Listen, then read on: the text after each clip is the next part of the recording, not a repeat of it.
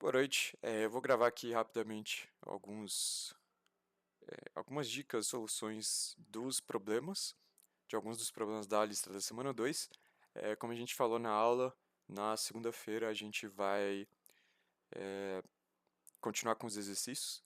Então, idealmente a gente faz aí boa parte da lista 2 para vocês poderem atacar a lista 3 aí sem muitos problemas. Então eu escolhi 4 problemas aqui para a gente fazer agora algumas coisinhas. O primeiro é esse, piano 2. Então, bom, vocês podem pausar e ler, eu vou dar uma leitura rápida. A gente tem dois vetores, o vetor A e o vetor B, e a gente vai construir uma sequência C, um vetor C, da seguinte forma. A gente vai concatenar A e B e vai ordenar os elementos em ordem crescente. E a gente quer saber se nesse vetor C existem dois elementos que eram de A e aparecem consecutivamente aqui, né, no vetor C. Então vamos ver os exemplos. Então no primeiro exemplo, o vetor A é 3, 2, 5 e no vetor C eles aparecem aqui, ó, o 3 e o 2 são de A e estão consecutivos, então a resposta é sim. No exemplo 2, o A é 3, 1, 5, então tem o 1, o 3 e o 5. E no vetor C, nenhum deles, né, nenhum par aparece de forma consecutiva, então a resposta é no. Então, beleza. A grande sacada aqui desse problema é o seguinte. Primeiro vamos começar lendo os nossos vetores. Então, no início, a gente poderia escrever o seguinte. Escrever aqui o vetor A com n elementos e escrever o vetor B. Mas, rapidamente, as coisas começam a ficar um pouquinho complicadas. Dá para resolver, assim, mas eu quero propor uma outra solução para vocês que eu acho interessante. Então, tem um vetor B de tamanho m. O problema é que quando a gente for fazer o vetor C e fazer a concatenação, a gente não vai saber qual elemento veio do A e qual elemento veio do B.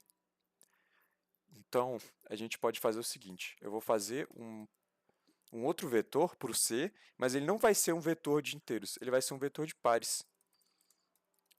Então, o tamanho dele é... Bom, o tamanho inicialmente eu vou colocar como vazio.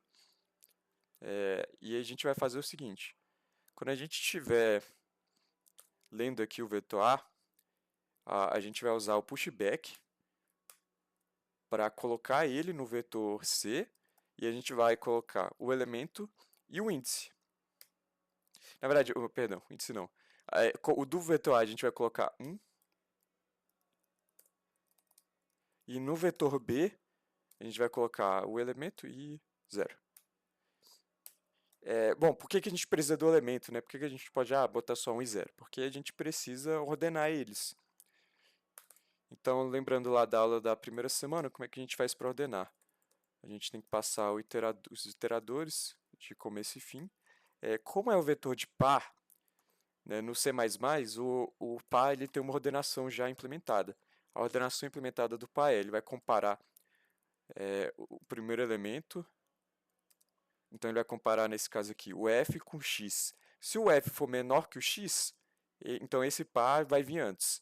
Agora, se o f for igual a x, ele vai comparar o segundo elemento do par. Na questão, ele fala que os elementos de A e B são distintos, né, pairwise, né, par a par. Então, a gente não precisa se preocupar nem no caso deles serem iguais. Então, depois que a gente fizer a ordenação, eles já vão estar ordenados de forma crescente. Agora, a gente só precisa verificar se de fato existe ou não algum par de caras consecutivos de A. Então, a gente faz aqui uma variável de resposta, então inicialmente não tem. Eu já vou colocar o print aqui. Se for 1, a gente tem que printar sim. Caso contrário, a gente tem que printar não. Tá, então vamos verificar aqui. Então a gente vai começar o for do 1, não do 0, por quê? Porque eu quero verificar se o say.second, então o second está acessando esse segundo elemento do par, né? E esse cara vai ser 1 se ele veio de A ou 0 se veio de B. Então eu quero ver se esse cara foi de 1 e o cara anterior a ele também veio do A. Se isso acontecer, a minha resposta vai ser 1. Né? A minha resposta vai ser yes. Caso contrário, se ele fizer todas essas verificações e não ter um par adjacente, a resposta tem que ser no. Então, beleza. Essa é a solução do problema C. Então, esse é um problema mais de implementação, né? É entender como funciona a ordenação, ter essa ideia de como saber se o elemento veio de A ou não, né? Então, aqui a gente... Nada obriga. Lá na questão, ele fala que o C é um vetor de inteiros e tal. Mas aqui a gente pode codar isso do jeito que a gente quiser. Então, a gente colocou esse par para ter essa informação a mais. Em vários problemas, no lugar de ser que 1 e 0 e tal, se veio do A ou B, a gente vai ter um vetor e vai querer botar o elemento e o índice. Porque às vezes a gente precisa imprimir os índices e tal, tipo o índice de onde, tipo, recuperar a resposta, quais elementos eu vou apagar do vetor, ou quais elementos vão ficar no vetor, né, quando às vezes tem uma operação de apagar algum elemento. E aí você precisa saber o índice, e aí às vezes tem ordenação, né, e quando ordena você perde os índices. Então, essa técnica assim, de você usar o par para manter esse tipo de informação, ou outras informações, poderia não ser um par, poderia ser um vector, outro vector, guardar 3, 4, 5 informações. Bom, enfim. O outro problema que eu queria resolver é esse F. Tá, então o F é o seguinte. Então, bom, vocês podem ler a historinha, eu vou falar o que tem que fazer. A gente tem que saber... Tá, a gente tem a primeira string. Isso era, digamos, sei lá, o que a pessoa queria escrever. Aí aqui a pessoa tentou escrever ABC, mas o teclado dela estava quebrado e alguns caracteres apareceram no meio. Alguns caracteres aleatórios. Poderia ser até outro A aqui, não precisa ser né, tipo, um caractere diferente, pode ser 2 As. Aí o que ele quer? Ele quer que você diga os índices na segunda string que vão dar essa string aqui. Mas, por exemplo, poderia ter vários As na segunda string. Eu quero pegar a primeira ocorrência. Então, se aqui fosse AA, BXYC, eu ia pegar a primeira ocorrência de A, que seria o primeiro, né? Não posso pegar o segundo. E aí, se, por exemplo, tivesse BAC, né? Vamos escrever aqui. Se eu tivesse algo desse tipo aqui, ó, BAC, não. Na primeira string, ABC, na segunda string eu tivesse BABC, né? Esse A tá com esse. Agora o B não pode ser esse, né? Porque a ideia do problema é isso. Eu escrevi ABC e outras letras apareceram no meio. Então, se esse é o primeiro A, o próximo B está depois, né? E esse B aqui ele apareceu errado, não apareceu aí no meio. Então, eu tenho que de algum jeito comparar essas strings. Então, beleza, vamos fazer. Vamos ler as duas strings, vou chamar de ST. Então, tá, como que a gente pode fazer isso, né? Numa primeira ideia, a gente pode pensar o seguinte, olha só. Eu vou iterar os caracteres da primeira string. Só que, veja, quando eu for iterar a segunda string, eu achei um A aqui, aí achei o B aqui, né? Quando eu for procurar quem é o C, eu tenho que continuar de onde eu parei. Né? Eu tenho que continuar de onde eu parei. Então, eu vou declarar a, a minha variável j, e eu não vou fazer outro for com j, não. Você pode fazer e aí fazer uma variável lá fora, né, em cima do escopo, tipo aqui em cima, e... Bom, tem vários outros jeitos que você pode tentar fazer isso. Então, o que eu vou fazer é isso. SI, eu vou estar iterando a string, a primeira, né, aqui eu tenho que achar esses caracteres, e a string j, eu vou declarar aqui. E aí, eu vou fazer o seguinte. Enquanto o caractere da string, da primeira string, né, o SI, que é o caractere que eu tenho que achar na string T, que é a string de baixo, for diferente de T de J, então eu vou aumentar o J.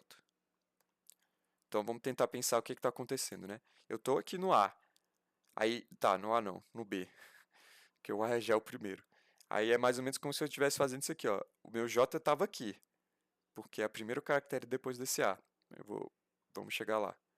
Pô, tá muito ruim, né, esses strings, eu vou escrever outros.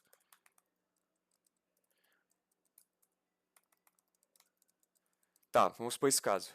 Eu tenho que formar ABC. Aí o J está aqui, no 0 no início. Enquanto eu não chegar numa letra A, eu vou para o próximo. Eu vou para o Y, não é A. Eu vou para o Z, não é A. Opa, eu fui para o A. Deu certo. Então, quando esse while acabar, significa que o SI é igual a T de J. Mas veja, eu tenho que achar esses caracteres, o índice, né? Então aqui é o primeiro, o terceiro e o sexto. Então esse J já faz parte da minha resposta. Então eu vou fazer um vetor de resposta, eu não sei o tamanho dele, então eu vou declarar ele como vazio. E eu vou usar a nossa querida amiga aqui, o pushback, uma função muito útil. Recomendo vocês terem criar um costume de usar ela.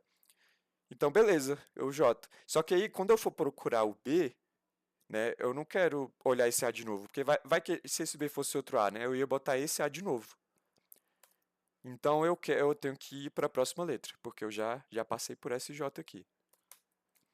E aí, no final, eu tenho que iterar o vetor de resposta para imprimir os índices. A gente vai fazer algo desse tipo aqui, ó. Pronto. Vamos rodar esse código, o outro eu não rodei. Aqui no BitCrowd tinha um negócio, né? Às vezes você printava um espaço a mais, dava problema. Aqui não vamos ter nenhum problema com isso. Não se preocupem. Tá, vamos rodar esse código. Eu tenho que chegar lá. Isso. Meu comp tá funcionando? Tá. Tá. Ih, não tá funcionando. Tá, vamos compilar aqui na mão.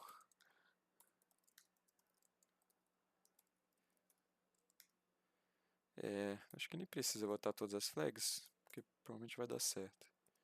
Então vamos lá, vamos testar. Vamos testar esse caso aqui que eu falei, ABC, XYZ, ABC. Ó, XYZ, ops, ABC, XYZ, ABC. 3, 4, 5. Aí deu errado, ó. 1, 2, 3, 4. Era para ser o quarto caractere, ele imprimiu 3. Mas é porque aqui a gente está indexando em 0. Então tem que somar 1.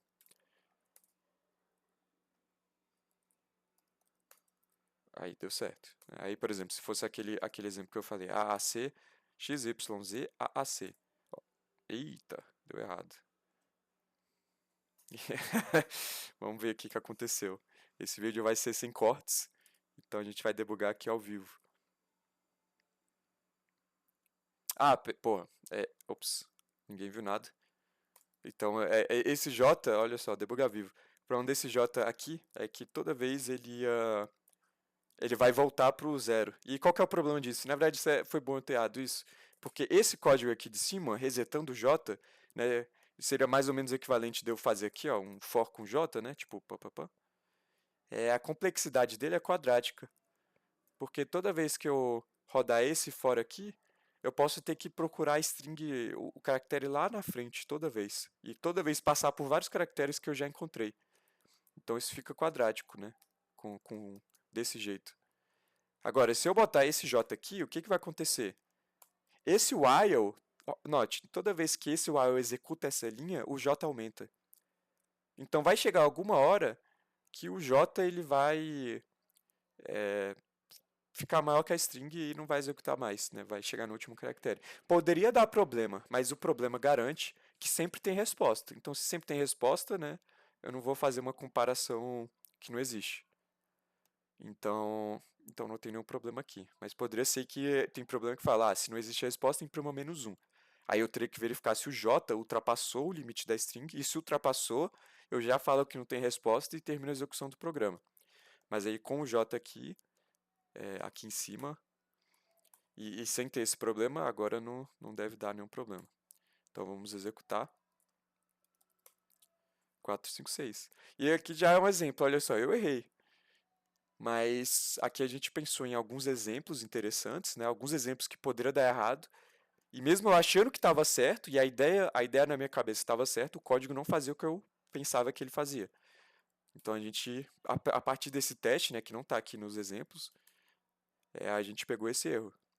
Aí, esse exemplo também ia ter pegado esse erro, né? Mas às vezes poderia ser que nenhum exemplo aqui que ele te dá pega o erro. Então, às vezes é legal você testar. Principalmente, ó, por exemplo, aqui não tem nenhum teste com caractere. Cara, tem muito problema que quando você bota só um caractere dá alguma coisa, né? Tipo, eu chamo de caso de borda. Beleza. Então agora deve estar certo, eu não vou mandar. Se der errado aí, vocês vão ter o trabalho de debugar. Vamos para a próxima. Tá, esse problema aqui é interessante. Esse eu quero resolver com vocês. A solução dessa L aqui e dessa K vão ser mais ou menos parecidos. Note que aqui o N é 20, bem pequeno. Então aqui a gente vai fazer meio que uma força bruta, a gente vai testar tudo.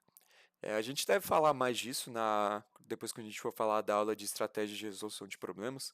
A gente vai falar de guloso e força bruta, talvez resolver mais algum problema construtivo. Mas esse problema aqui já dá uma introdução assim do que a gente vai querer fazer. Então vamos fazer aqui o código ao vivo, de novo. Então a ideia, né, quando eu coloquei esse problema, a ideia é resolver ele recursivamente. Talvez alguns de vocês tenham testado algumas soluções gulosas, né? De novo, a gente vai ter uma aula para falar só disso. Então, o problema é o seguinte: a gente tem n maçãs, a gente tem que dividir em duas de forma que a diferença entre a soma dos pesos dos dois grupos seja minimal. Note que dividir em dois não significa que eu tenho que dividir em dois de forma contígua aqui. Então, por exemplo, eu posso fazer o seguinte, ó. Eu posso pegar o grupo 1 com esse cara de peso 2, esse de peso 3 e esse de peso 4. Então, tá vendo? Não é algo necessariamente, não é um intervalo, é uma subsequência. E aí, beleza, a gente quer achar a configuração que deixa a diferença, né, dos pesos minimais. Então, esse primeiro grupo tem peso 9 e o outro tem peso 8. Note como a soma é ímpar, né, não dá para fazer o zero. Então, a gente poderia testar alguns gulosos e tal, tipo ordenar, dá errado. Em geral, muitas das soluções dá errado. De novo, a gente vai falar mais dessas estratégias, mas o guloso é muito traiçoeiro, porque não necessariamente pode até ser uma solução que deixe a diferença pequena, mas pode não ser a minimal, a menor diferença. E é difícil você provar com algum guloso desse que é minimal. No caso desse problema, não tem o que fazer. Não tem o que fazer. E, bom, talvez alguns de vocês já tenham visto alguma coisa a mais de algoritmos e tal. Tem alguns problemas que tem o famoso problema do P igual a NP. Né? Tem problemas que não têm solução com complexidade polinomial conhecidas. Tipo, o melhor que a gente tem é complexidade exponencial. Então, nesse problema, a gente vai ter uma complexidade exponencial. Vai ser 2 elevado a n vezes n, se eu não me engano. Então, vamos calcular isso. 2 elevado a n, o maior n é 20, vezes 20, dividido por 10 elevado a 8. Isso dá 0,2 segundos.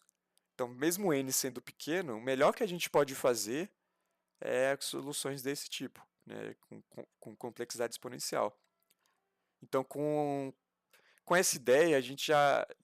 Tipo, você vê o 20 aqui e já pensa, pô, se o guloso funcionasse, tipo, só passa no vetor ordena alguma coisa, isso aqui seria 10 à quinta, né? Provavelmente.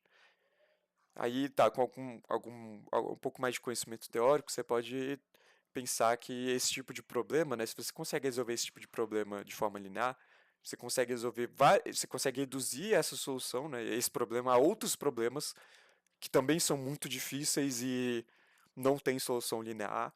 E alguns desses problemas eles são chamados de p-completos. Se você provar que ele tem uma solução polinomial, então tipo n ao quadrado, n ao cubo, sabe? A função ali da complexidade é um polinômio. Você prova que todos os problemas têm solução polinomial. E você ganha $1 milhão. Esse é um dos problemas do milênio.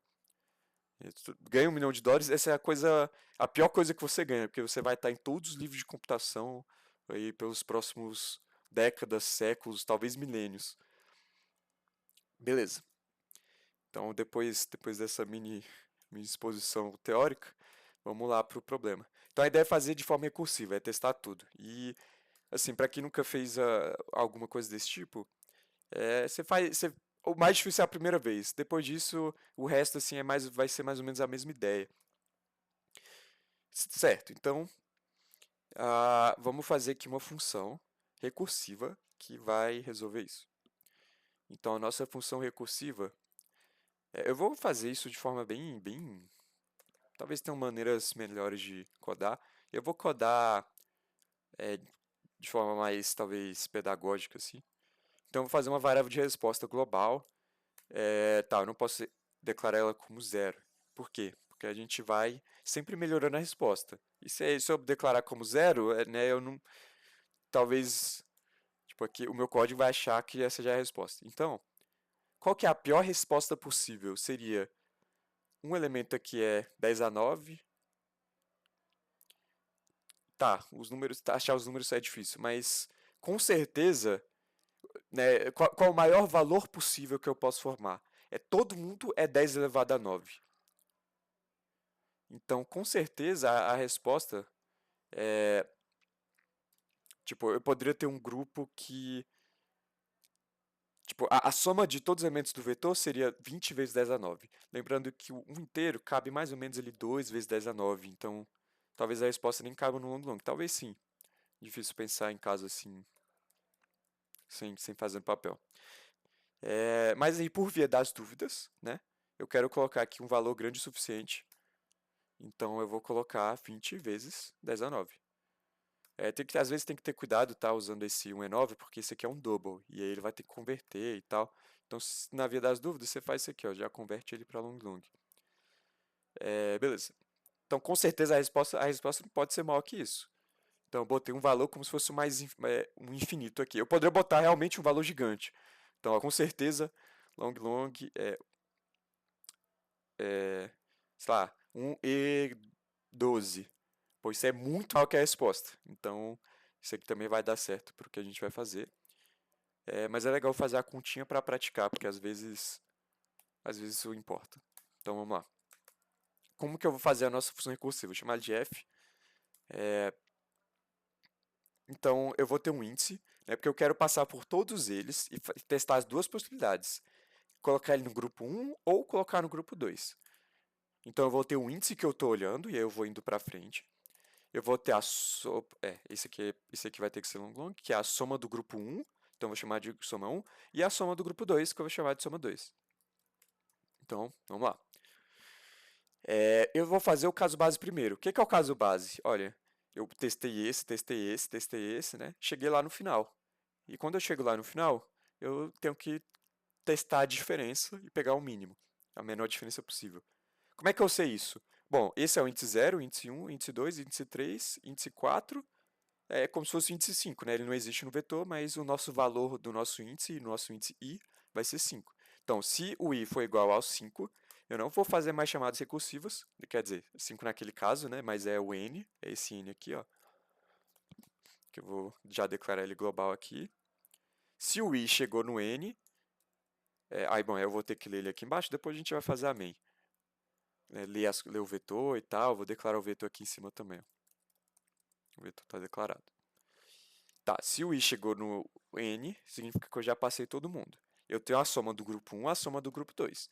Então, a minha resposta ela vai ser o quê? O mínimo da resposta que eu encontrei até então e a diferença, né? Mas a diferença é a diferença absoluta, né? Tipo, a diferença do maior para o menor. E aí você pode fazer isso, pode pegar o maior e subtrair o menor, ou o jeito mais fácil é você pegar o valor absoluto da diferença. É equivalente. E você faz do jeito que você preferir. E aí, de novo, tem que acabar a execução. Eu não posso fazer mais nada. Então eu vou retornar. Então, quando você retorna assim numa função void, void numa função que não retorna nada, ele para a execução, né, desse nível da execução e ele volta lá para quem chamou a função. Beleza? Agora a gente tem. Esse é o caso base, o caso igual a n. Esse caso aqui, o que rodar aqui embaixo, é os casos onde a gente está lá no vetor. Então, eu estou analisando o índice i. Eu vou testar duas possibilidades. Colocar no grupo 1. Então, o que eu faço? Eu vou somar. Tá, eu vou fazer o seguinte. Ó, eu vou fazer uma chamada recursiva. Então, se eu já analisei o índice I, eu vou analisar o índice 1. Quem que é a soma agora? A soma até então, né, de todo mundo que está no grupo 1. É a soma 1, né, mais o vetor na posição I. Mais o valor dessa maçã, né, desse cara. Não lembro muito da historinha. E a soma 2 é a soma 2. Então, eu fiz uma chamada recursiva para isso. Agora, eu vou testar colocar no grupo 2. Então, chamar, vou agora, na próxima chamada recursiva, vai testar o índice mais 1. A soma 1 não muda, porque eu coloquei ele no grupo 2, e a soma 2 vai somar esse cara. E acabou. Então, vamos resolver o resto. Como eu botei o vetor global, eu não botei o tamanho dele. Porque o tamanho dele, né, é n e eu não tenho n. Eu não posso fazer isso. Eu não posso fazer isso. O escopo global, diferente lá no Python, ele serve para você declarar variável e tal, mas a execução de código tem que estar dentro de alguma função.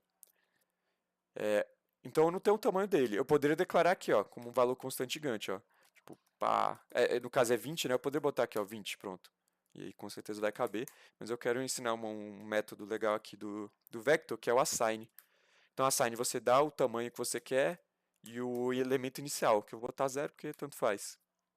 Então pronto, aqui não tinha tamanho aqui, mas quando for rodar main, eu declarei desse tamanho. Essa função assign é útil em muitos contextos. Então aqui eu vou fazer a leitura desse vetor. E eu vou executar a minha função recursiva. Note que a função recursiva ela não roda nada, isso é que é legal, né? Eu vou chamar ela para o índice 0, a soma inicial dos dois grupos é 0. Aí alguém poderia estar perguntando, pô, mas long o meu vetor é int. Será que não dá problema? Poderia dar problema, mas note que essa soma 1 ela é long. Quando você soma um long com int, ou multiplica, ele vai entender que, como um deles é long, ele vai entender, pô, o outro eu vou converter para long para fazer a operação. Mas, né, por via das dúvidas, né, a gente é legal colocar long. Eu botei long tudo aqui, mas você pode usar o define, né? Define, LL, long. Porque aí, para não escrever long, você vem aqui e só bota LL, que é menor. Pode botar assim agora também. Beleza, vamos executar aqui. Deixa eu ver se tá gravando. Vai ver, eu tô falando à toa tudo. Não, tá gravando. Vamos rodar aqui. Agora não é o typing, né? É o Apple.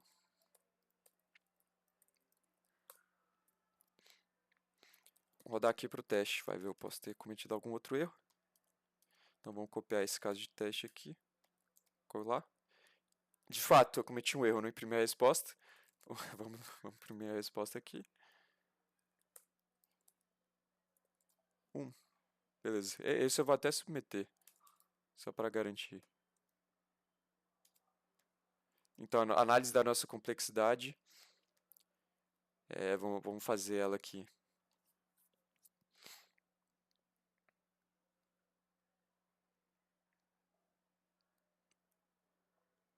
Ah, eu errei, né? Eu fiz a conta lá, 2 elevado a n vezes n, mas eu tava pensando em outra coisa. Beleza, passou. Qual que é a análise da complexidade? Olha, eu tenho uma função recursiva e ela faz duas chamadas. Então, se você pensar... Ah, e ela acaba depois de n passos. Então, é como se fosse uma árvore, né? Tem um site para fazer árvore. Vamos ver se eu acho ele aqui. Graph. Fiz. É esse. Não, tem um site. Como é que eu não lembro? Era um site de maratona. Não sei. Vamos abrir o Paint online aqui. Recomendo vocês olharem bastante assim analisarem bastante isso que eu estou fazendo agora, porque é importante saber analisar, né, uma função recursiva. Muitas vão ser bem simples, igual essa que a gente está olhando. Então aqui ó, tem um i igual a 0, certo? Aí ele vai fazer duas chamadas. Uma chamada, o i igual a 1, na outra também. A gente sempre aumenta o i. O que muda é a soma, mas veja, a soma ela não está determinando se a recursão vai parar ou não. O que está determinando isso é o i. Então, aí o i igual a 1, eu vou fazer duas chamadas recursivas para o i igual a 2. Então, se você olhar, eu estou fazendo uma árvore binária completa. Ups.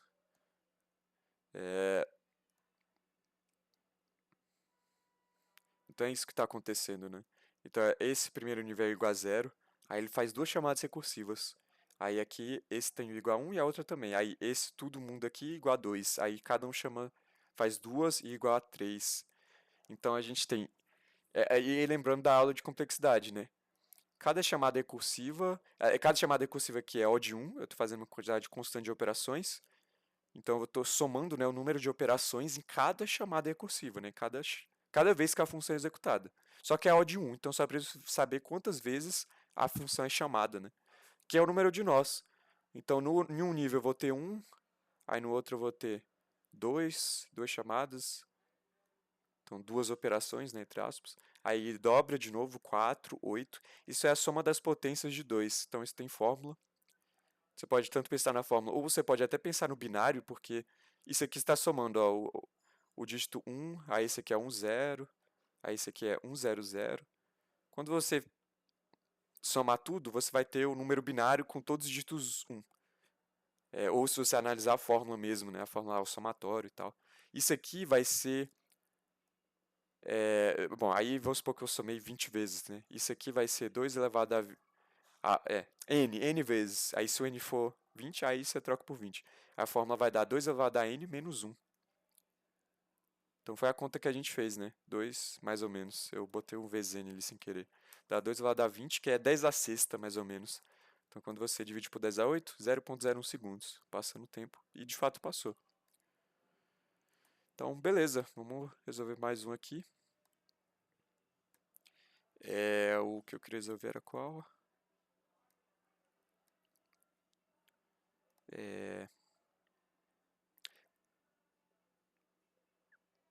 Vamos resolver esse problema. Esse problema é interessantíssimo.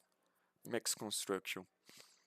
Então é o seguinte, ele vai te dar uma matriz n por n, onde cada quadrado é o menor inteiro não negativo, que não aparece na esquerda na mesma linha ou em cima na mesma coluna. Então, vamos analisar. Todos os problemas, eu diria, na verdade, é sempre importante você analisar o exemplo para ver se você entendeu, para você ter ideia, né, de como você vai construir isso. Então, vamos lá. Aqui é zero. Beleza, é zero. Tá, vamos ler o resto. Vamos ver o resto. Então, eu vou olhar esse elemento. O que ele falou? Olha, o valor desse elemento é o menor inteiro não negativo que não aparece na esquerda, na mesma linha, ou em cima, na mesma coluna. Então, aqui, o zero aparece. Então, não pode ser o zero, porque é o menor inteiro que não aparece. E o zero aparece, não pode ser o zero. E é o único número que aparece, porque não tem mais nada para a esquerda e não tem nada para cima. Então, aqui é 1. Aí aqui é o 2, né? 3, 4, também a análise é parecida. Vamos ver um número aqui no meio, ó. Por exemplo, esse 3, ó, eu vou olhar para cima. Ó, esse 0 é interessante, ó. Para a esquerda aparece 1, para cima aparece 1. Qual é o menor inteiro que não aparece? É o 0, porque o 0 aparece aqui. Então o 0 ele realmente aparece de novo, né? E de fato, ó, se você analisar, ele vai aparecer na diagonal principal inteira. Esse 3, se eu olhar para cima, ó, o 0 aparece e 1 aparece. Então o menor inteiro que não aparece para cima é o 2, só que o 2 aparece aqui. Então também não pode ser 2. Então o próximo número tem que ser 3 e de fato aqui está 3. Então beleza. Vamos lá, último probleminha. Vou chamar ele de Max. Copiar aqui o template. Beleza. Então a gente tem que ler o inteiro n, que é o tamanho da matriz, e tem que fazer a matriz, né? Você, de novo, pode fazer lá a matriz do jeito que a gente aprende e tal, em C. Eu vou fazer no vector, já para vocês irem acostumando com o vector, porque ele é muito útil. Então, é o vector de int, chamar de mat. Então, ele vai ter n linhas, e aqui cada linha vai ser uma coluna, né? Cada linha vai ser um vetor. Não, perdão. Cada linha vai ter n linhas, e cada linha é um vetor. E inicialmente eu vou botar 0. Tipo, eu poderia botar nada, mas quando você não bota nada é 0 também. Eu boto 0 porque fica claro o que está acontecendo. Às vezes era para botar 1, né? Tem problema que você tem que iniciar com alguma coisa. E às vezes você nem percebe. Quando você bota aqui e você for analisar o código, né, tá na sua cara, né? Aqui às vezes você nem percebeu, mas N0, aí você tá lendo o código, você vê, pô, eu tô inicializando tudo zero. Então eu gosto de coisas mais verbosas, assim, mais. Que tá me falando exatamente o que eu tô fazendo. Aqui também, ó, você não precisa botar isso. Quando você bota só vector e você declara aqui, ele infere os tipos. Né? Ele infere, pô, se eu estou fazendo um vetor de n caras e cada cara é um vector int, ele sabe que o tipo que está aqui dentro, né, é um vector int. Mas às vezes você não quer um vector int, você quer um vector long para não dar overflow. Mas aí você nem percebeu que deu problema. Né? Quando você bota o zero aqui, ó, esse zero é int. Então se eu tirar, eu posso tirar esse aqui também, ó, só botar vector. Esse zero é int, ele está declarando int. Para ser long, você teria que ou fazer um typecast aqui, ou você pode fazer 0ll, que é o zero do long. Esse zero é o zero do int. Mas, de novo, eu boto assim porque eu tenho controle do que eu estou fazendo. Então, vamos lá, vamos ler a matriz. Bom, na verdade, não tem que ler a matriz, né? Bom, vamos lá. A gente tem que iterar os elementos. Note que, claro, eu não posso iterar de qualquer jeito, né? Tipo, eu não posso iterar aqui de baixo. Eu tenho que iterar de cima. Então, eu vou... Claro que cima e baixo é só uma mera... né? Eu poderia fazer ao contrário também, mais ou menos, né? Só imprimir que eu teria que desvirar, mas enfim. Tá, então, para eu saber o valor, sei lá, desse cara aqui, né, eu já tenho que ter calculado esses aqui e esses aqui. Mas se eu só iterar normal, né, esse está iterando assim, ó. Tipo, a primeira linha, aí essa linha aqui e tal. Então, essa ordenação, né, dessa forma que a gente está iterando, dá certo. Tem outro problema aqui, eu acho que é esse aqui, ó. Esse problema... Não, não.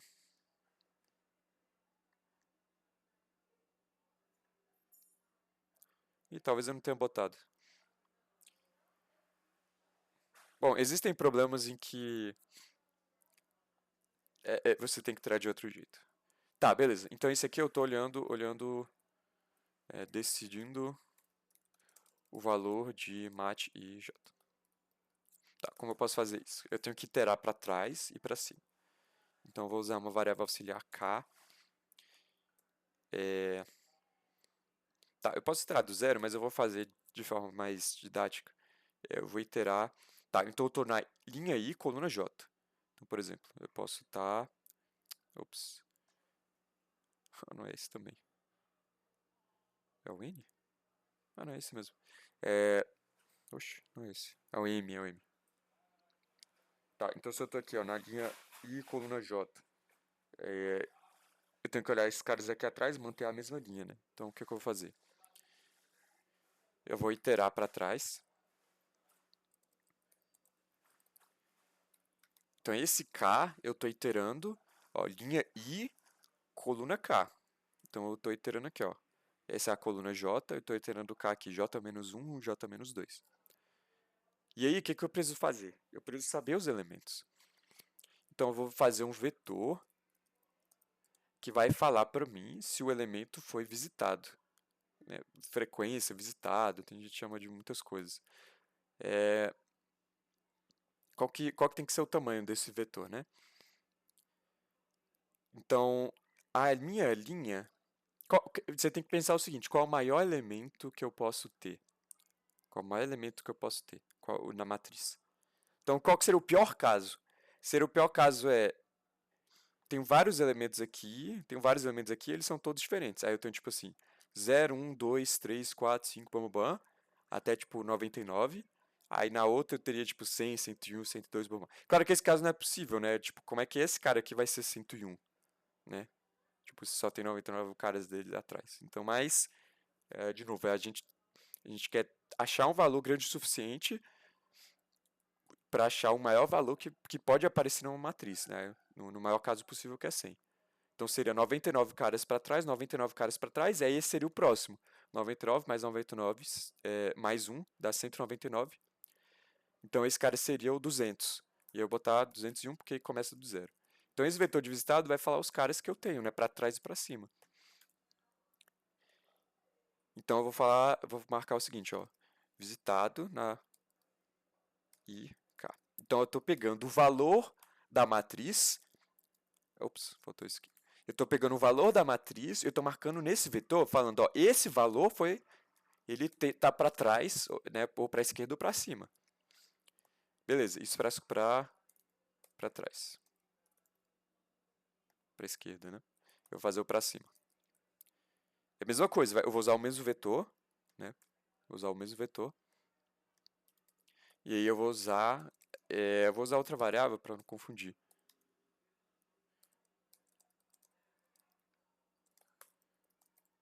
Então vai ser o seguinte.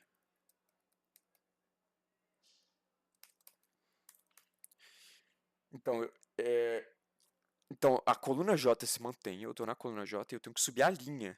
Né? Lembrando, aqui o primeiro índice é linha e o segundo é coluna. Então eu vou subir a linha, eu vou começar da linha, essa é a linha I, aí eu vou olhar a linha I-1, I-2, blá, até a linha 0, e eu vou marcar os caras. E aí eu vou fazer o seguinte, ó, eu vou marcar o valor, eu vou começar do 0, aí eu vou ir até o 200, que é o maior valor possível que poderia acontecer, e aí eu vou ver. O valor val foi visitado? Ele existe? Se ele não existe, se ele é 0, né, aqui a gente começa declarando tudo 0. Se ele não existe, então o valor na posição em J, que é o que a gente está decidindo, ele vai ser esse cara. Né? É o primeiro elemento, é o menor elemento que não existe para a esquerda ou para cima. E eu dou um break, né? O break ele quebra o for. Né? Porque senão ele vai visitar outros caras, aí se tiver outros caras não visitados, ele vai sobrescrever o valor da matriz. Eu não quero isso. Então eu vou dar break. Aí, claro, se for 1, o que ele vai fazer? Ele não vai entrar no if, mas não vai dar break, ele vai para o próximo valor. Então, se a gente testar esse código,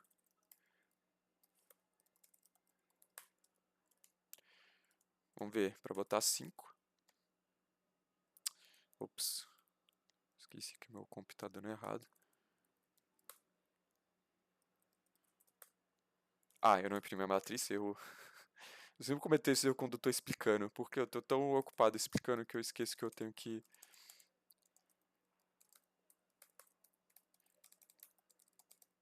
Tá. Então a gente imprime aqui, ó. Isso aqui é a linha, né? Esse for eu estou iterando a linha I. Então eu tenho que botar espaço, né? O espaço depois. E depois que eu terminar a linha, eu preciso quebrar a linha para ir para a próxima. Então eu quebro a linha aqui. Depois do for. Tem problema ter espaço depois, né? Depois do final? Não, não tem problema. E vamos ver se deu certo. Deu certo. Deu certo. Então esse eu não vou submeter. E é isso. Qualquer dúvida aí vocês podem mandar no grupo ou no Telegram. No Teams não mandem no Teams, podem mandar isso nos grupos. E é isso.